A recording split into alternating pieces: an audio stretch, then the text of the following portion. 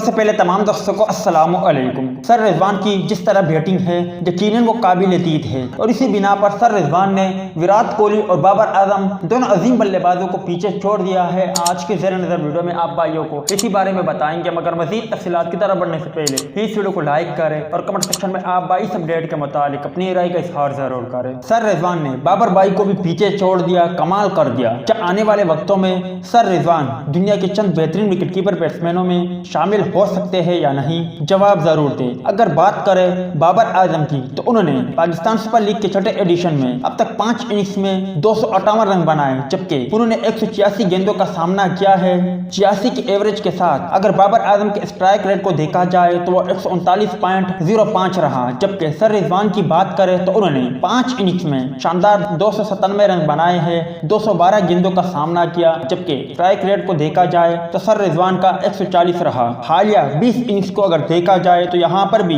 मोहम्मद रिजवान को बाबर आजम और विराट कोहली जैसे बल्लेबाजों पर शिकस्त हासिल है और यकीनी तौर पर टेस्ट क्रिकेट हो, वनडे हो, T20 हो या फिर कोई लीग हो, सर रिजवान बेहतर से बेहतर कारकर्दगी दिखा रहे हैं। उम्मीद है दोस्तों कि आज के मुख्तसर वीडियो भी आप भाइयों को पसंद आई होगी। मिलते हैं किसी नेक्स्ट वीडियो में, तब तक के लिए इजाजत दीजिए। अल्लाह हाफिज।